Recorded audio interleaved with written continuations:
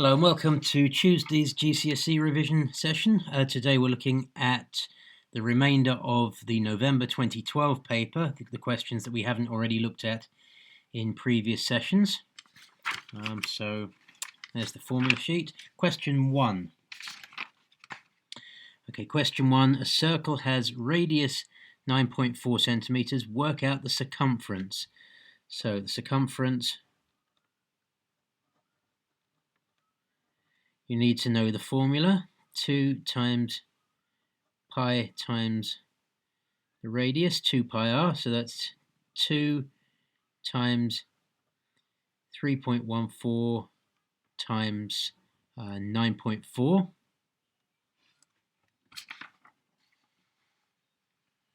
By the way, on the front of the exam book, the instructions say take the value of pi to be 3.14 unless another value is given, so that's worth knowing. Okay, so I need to get my calculator. Should have done this before, shouldn't I? And just working out now, 2 times 3.14 times 9.4 on my calculator, and that comes to 59.032. So the circumference of the circle is 59.032 centimeters. It says a semicircle has radius 9.4 centimeters. So it's the same radius as before. Use the answer to part A to work out the perimeter of the semicircle. Okay, well the perimeter is all the way around. So that's going to be half the circumference, so half the 59.032, plus don't forget the straight bit along the bottom. So the perimeter equals a half of the circumference plus 2 times the radius. So that's 0.5 times 59.032 plus 2 times the radius, which is 2.9.4, which is 18.8. Put brackets around that. Doesn't need brackets around that because you do the multiply before the plus anyway, but just to keep the curved bit from the straight bit separate in our own minds, I find that helpful. Okay, so just working that out again on my calculator. I should have done this before.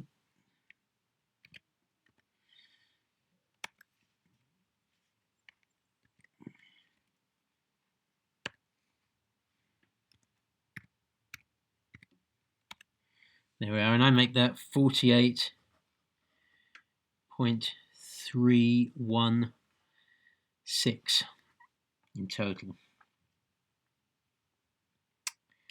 Okay, so moving on with the questions. Well, question 2, we did that in a previous session. That was a reflection and a rotation. Right, question 3. The diagram shows 2 bottles of the same drink. You are given that 1 litre equals 100 centilitres. Well, okay, you should have known that anyway. Which bottle is better value for money? So let's take the small bottle first. 60 centilitres costs 78p. So for 1 centilitre, you'd have to divide by 60 to find out that costs, and again getting my calculator out, 78 divided by 60 is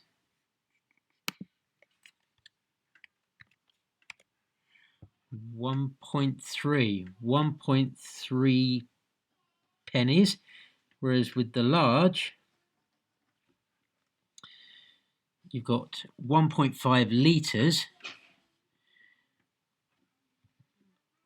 which is 150 centilitres. So 150 centilitres costs £1.99.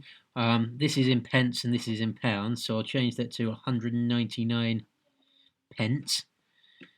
So to find out what 1 centilitre costs,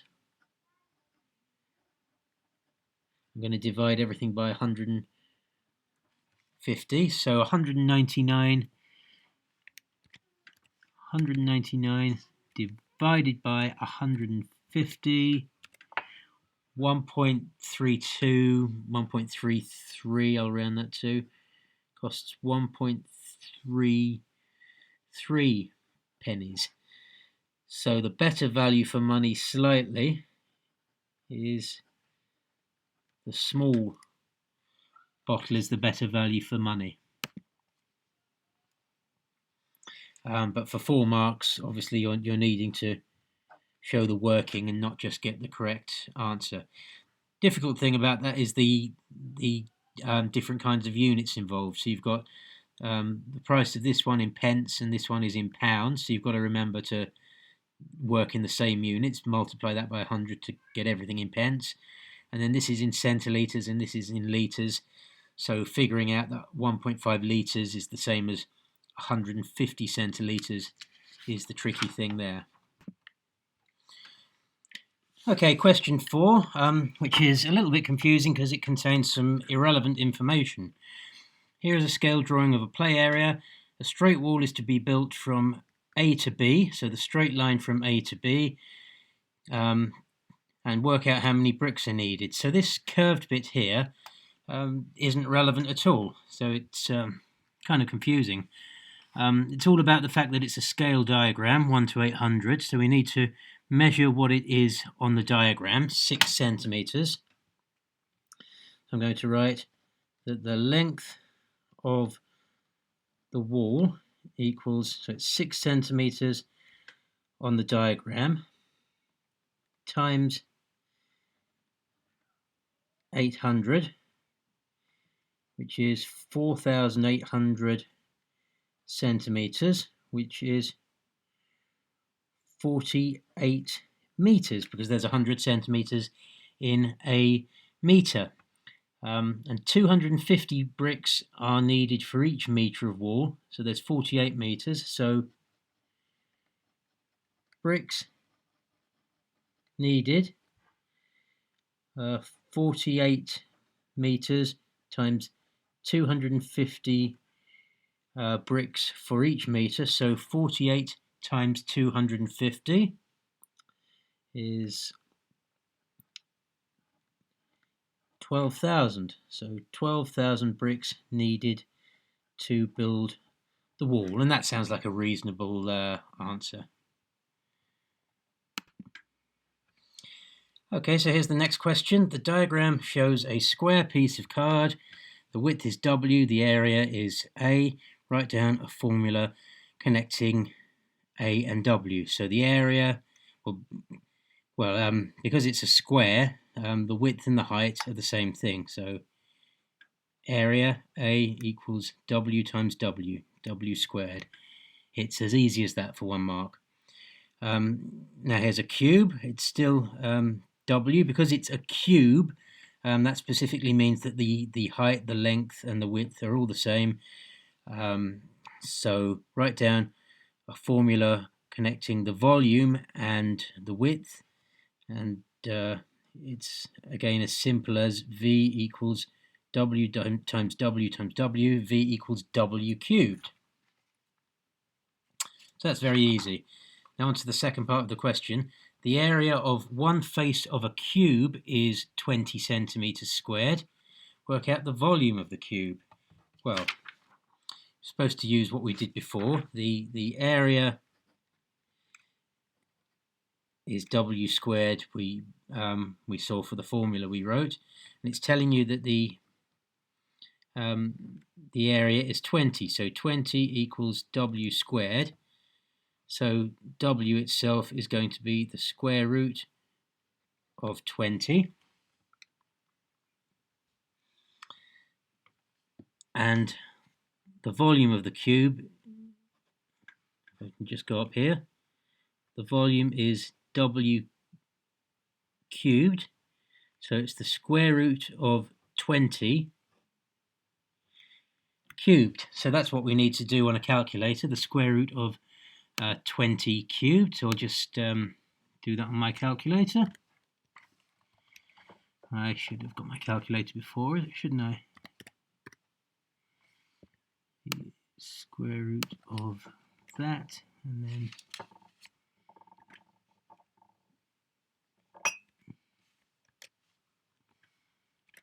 there it is. 89.44. 89.44 centimeters cubed. So the width of the cube is the square root of 20, which is 4 point something.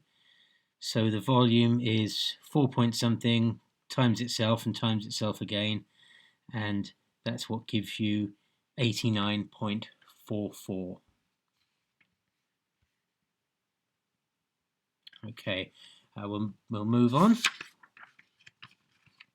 3 angles are in the ratio 2 to 3 to 7. So when you see a question with ratios, you think about how many shares are there in total. So 2 to 3 to 7 makes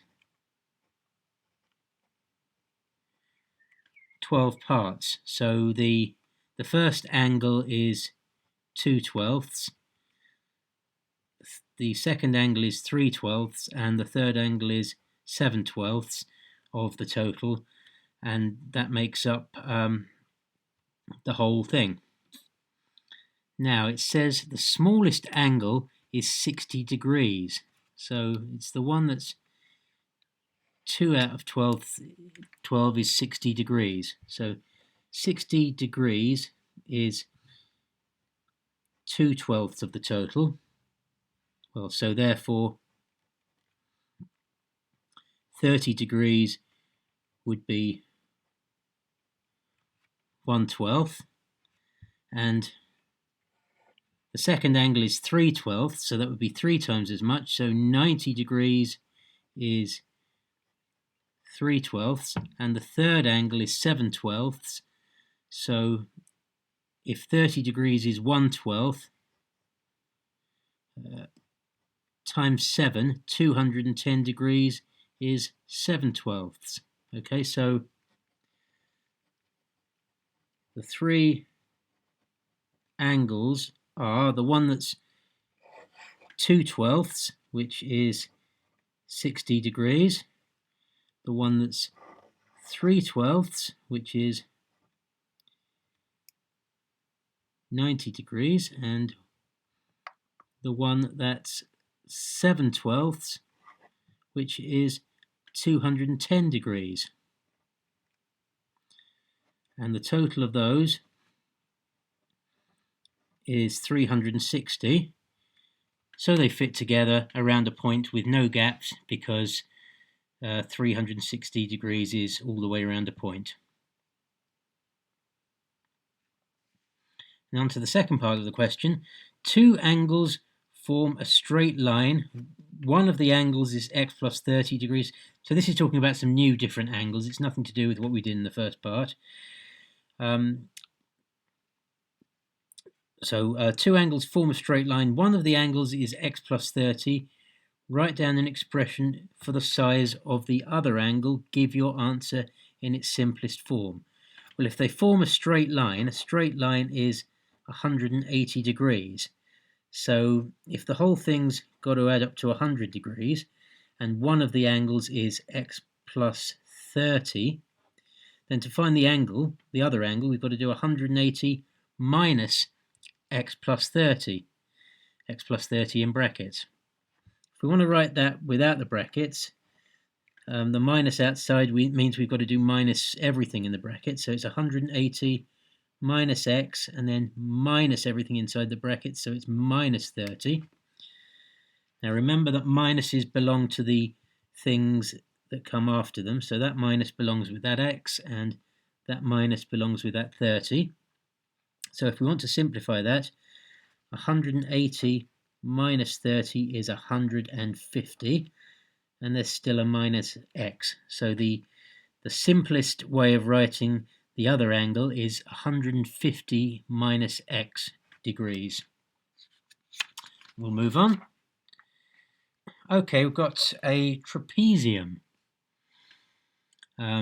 And the volume of a trapezium, I believe, sorry, not the volume, the area of a trapezium is given in the formula sheet at the front. There it is, a half A plus BH. A plus B, A and B are the two parallel sides. A trapezium always has two parallel sides in the same direction, and the height is h.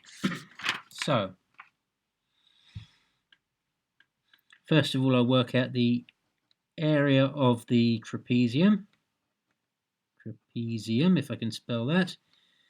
So equals a half, or 0.5 times A plus B times h. So that's 0.5 times 6.5 plus 8.3 times the height of 3.2. So that's 0.5 times 14.8 times 3.2. Time to get my calculator on that.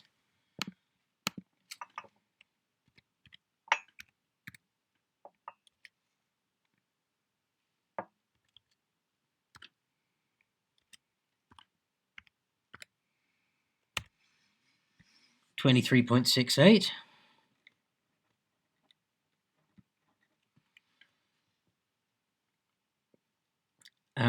And so we've worked out that the end is 23.68 meters squared, and then we've got to work out the volume of this tunnel where the end is a trapezium. So whenever you have what's mathematically called a prism, where it's basically the same shape all the way down a particular length, then it's the end area multiplied by the length. So volume of the prism, which is the tunnel, is the 23.68 area at the end times the length of 200 meters. So that's let's just work that out. 464736. I make that. Where does the decimal go? About 46. Yeah, 4736 exactly. In fact, so 4736 meters cubed. Okay, let's move on. Question 8 and 9 we have done. The diagram shows a cylinder of radius r and height 4r. Okay, so it's another thing with volumes. And let's just see if there's any information on the formula sheet that helps us with that. No, in fact there isn't. Well, there kind of is, because it tells you that the volume of a prism is the end area times the length, which is something we just used in the last question. And a cylinder is basically a special form of a prism. So general formula for the volume of a cylinder is pi r squared h, which is basically the area of a circle on the end times the height. So it's derived from the general formula for a prism. But on this occasion, it's telling us that the radius is r, so we can use r for that. But the height is 4 times the radius, so it's expressed as 4r. Okay, so the cylinder volume is pi times r squared times the height, which in this case is 4r. So we can rewrite this in a slightly different order with all the numbers first and all the r's last. So 4 is a number and pi is a number, so I'll put 4 times pi first, and then there's an r squared and being multiplied by an r. So to simplify that, 4 pi r squared times r is r cubed. So in the simplest form, the volume of the cylinder is 4 pi r cubed. Work out the volume of the cylinder when r equals 8. So it's just a question of putting 8 into that formula. So volume equals 4 times, well, we're going to use 3.14 for pi, times r cubed. 8 times 8 times 8. Again, I'll get the calculator on that. So 4 times 3.14 times 8 times 8 times 8. What have we got? 6430.72. 6430.72 centimeters cubed. Okay, so let me just satisfy myself in my own head that that's right. 8, 10, yeah, that seems reasonable. Okay, so moving on. Something about algebra. This is a formula for the time to cook a turkey, 15 plus 20 m. So m is the mass in kilograms. So for example, if it's a 100 kilogram turkey, then it would be 20 times 100 plus 15, 2015 minutes. It would take a long time to cook that turkey, obviously, but you wouldn't get a 1,000 kilogram turkey. And then the formula for a time to cook a goose, a similar sort of formula, 40 plus 15 times the number of minutes. A turkey and a goose have the same mass and take the same time to cook. Work out this time. Well, this is really all about simultaneous equations. But you can solve it because they're both equal to t. You don't have to go through the usual rigmarole of how you normally solve simultaneous equations. They both take the same time, so t is the same for both of them. So you can say that those two things are equal. 15 plus 20m equals 40 plus 15m. Both of those are expressions for the time it takes to cook them in minutes.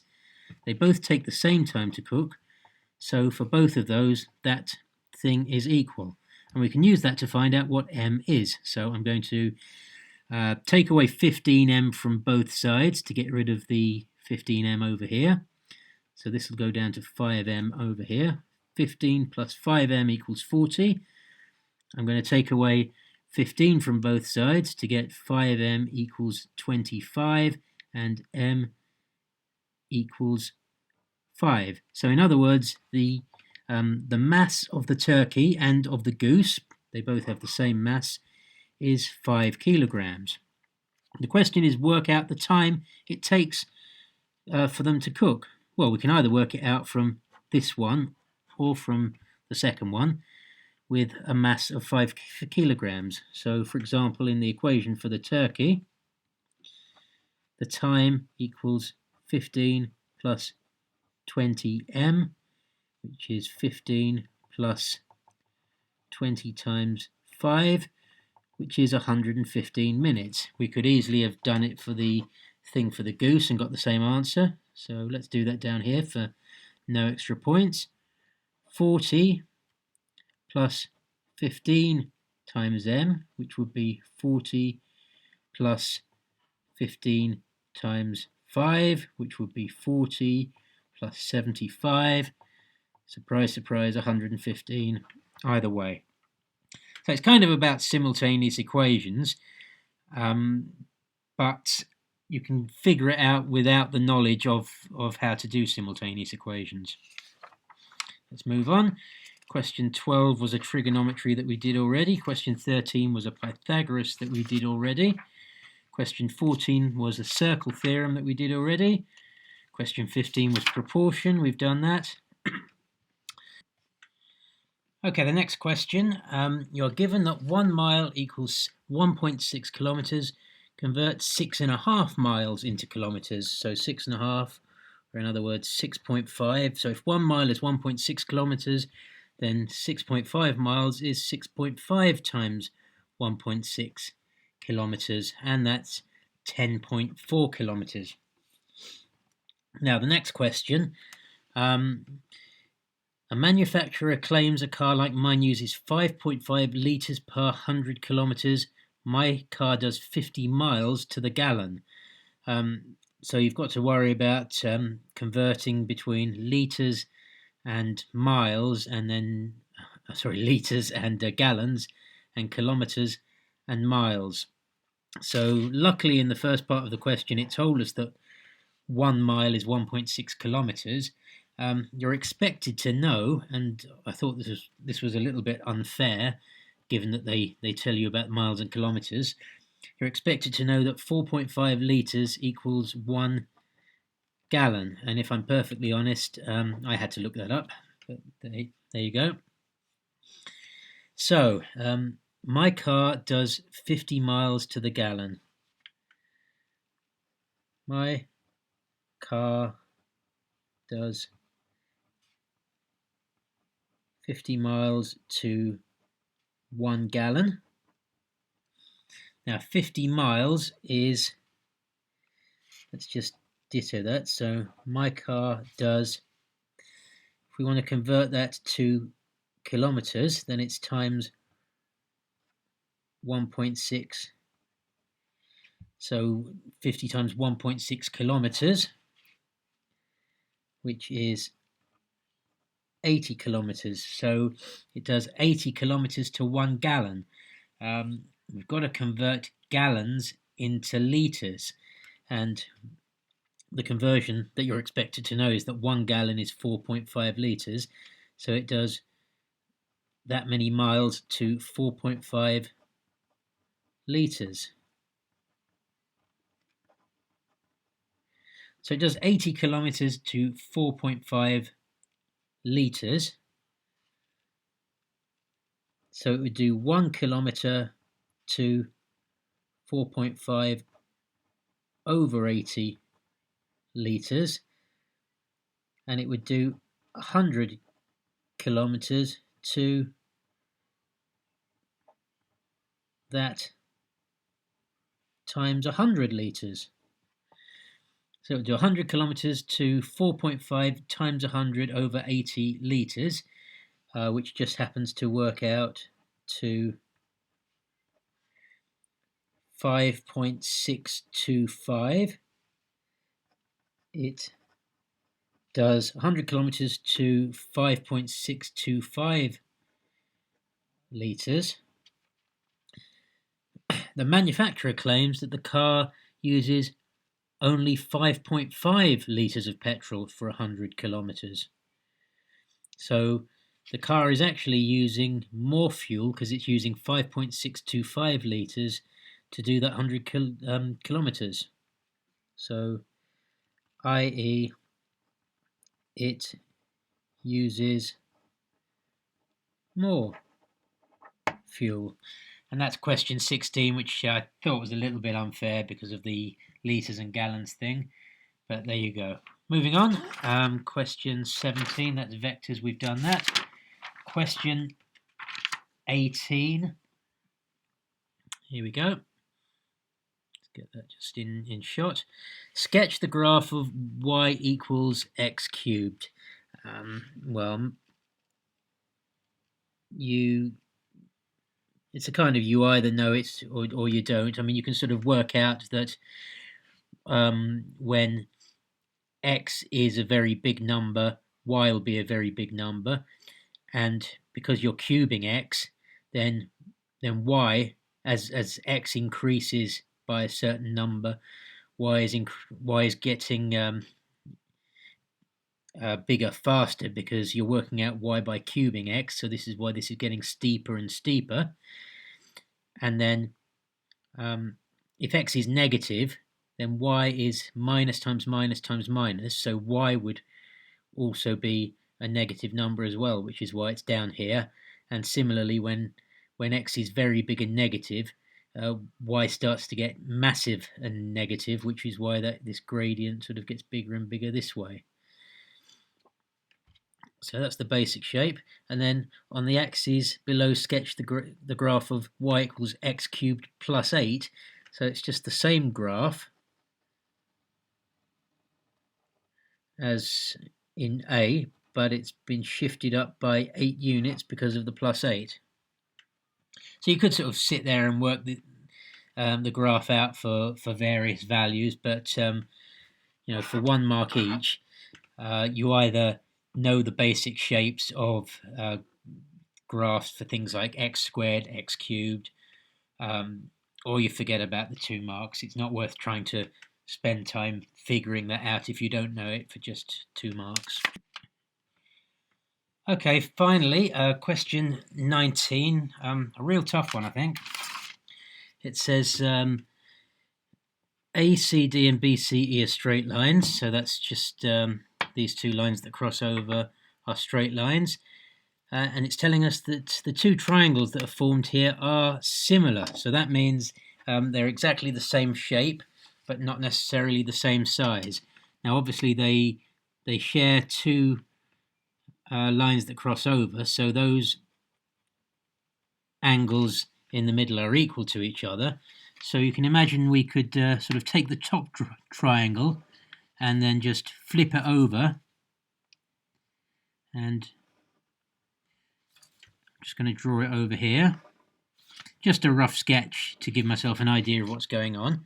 So this is triangle A over here, B over here, C at the top. I've just taken this one and flipped it over so that the 2 similar triangles are side by side. Just helps me to compare them a bit. The 9 centimeters is here, and the 18 centimeters that was here is down here. And you can see that this triangle here has been scaled up to give you the bigger triangle. Now, how much has it been scaled up? Well, the 4 has become a 9, so it's been scaled up by a factor of 9 over 4. Scale factor 9 over 4, which is the same as 2.25. And then you can see that 8 times 2.25 will give you the 18. You can check that. Why don't we check that? 8 times 2.25, whoops, press the wrong button. 8 times 2.25, 18. So 8 becomes 18 in the bigger triangle. And the 5 here, 5 times 2.25 makes that one 11.25. Okay, so these are exactly the same shape, but one is bigger by a factor of 2.25 in terms of length. Now, it's asked us to work out the area of triangle ABC, so that's the bigger one. Now, area we normally work out by base times height, but we don't know what the height is. So the only other formula we have for area of a triangle is the trigonometric formula, which is here on the formula sheet, a half AB sine C. Now that doesn't have to be AB and sine C. It's basically saying a half times any 2 sides times the angle between them. So on here, just a moment, my son's here. What's that, Sammy? What's English and Danish? It's not English and Danish. What isn't English and Danish? English. What is? English. Singing. Okay, you go down and do that, Sammy. Yeah. No, I have no idea either.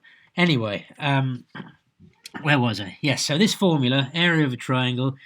So on this, it says a half times A times B, that's the sides with small letters, times the sine of the angle between them. Now that could just as easily be a half times BC times sine A, or a half times AC times sine B. It's just any two sides, half times any two sides times the sine of the angle between them. So applying that to this, well, the trouble is we don't know the angles between any of these yet, but we do have some further trigonometric rules for finding missing sides and angles. So we've got the sine rule and the cosine rule. Now the sine rule is no good to us because that requires us to know a side and its opposite angle in order to work any of these out.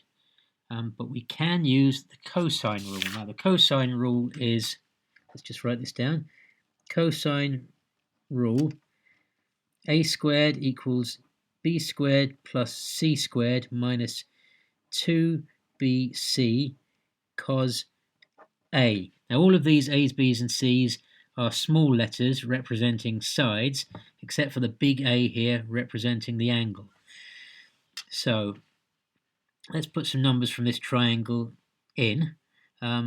This is angle A, so I'll call the 9 side A with a little a. This is angle B, so I'll call the 11.25 side B. And this is angle C at the top, so I'll call the 18 side C. So if I put some of those into this, I get 9 squared equals 18 squared plus, sorry, got that the wrong way around. Whoops.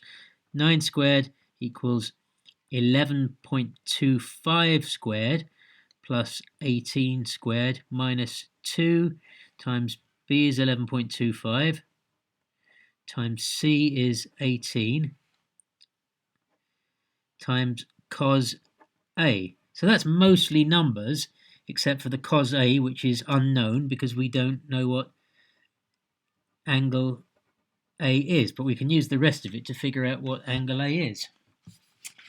So I did this on my calculator before to save time. 81 is 9 squared, 11.25 squared is 126.5625 plus 18 squared is 324 minus 2 times 11.25 times 18 is 405, so minus 405 cos A. Tidy that up a bit. 81 equals, these two add up to 450.5625. Don't panic about this, by the way. This is an A-star question. I mean, I'm putting it on this video for completeness, but I don't expect anyone to do this is a really difficult question for anyone, even if you've been doing your GCSE course for 3 years with twice as many lessons as we have, and in English. So I'm just putting this here to be complete. Minus 405 cos A. 81 equals 450 point something minus 405 cos A. I'm going to take the 450 from both sides to give me minus 369.5625 equals minus 405 cos A. Going to divide both sides by minus 405 to get the cos A on its own, and that gives me 0.9125 is cos of A.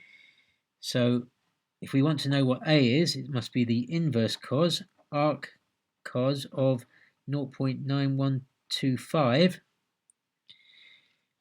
which means that A is 24.15 degrees.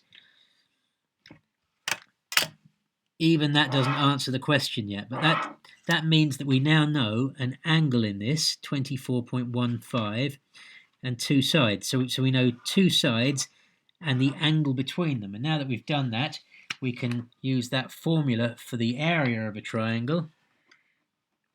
Area equals, well, on the formula sheet, it's a half AB sine C. But as I mentioned before, it's basically any two sides times a half times the sine of the angle between them. So it could just as easily be half BC sine A. So the area is 0.5, that's the half, times two sides, 11.25 times 18, times the sine of the angle between them, sine of 24.15. And all of that works out to 41.42. But, really don't worry about that. That is absolutely for the A-star candidates. And it's a lot of work for 6 marks when there are easier places to pick up 6 marks on that paper. Okay, so that's the paper then. And tomorrow we'll do another one.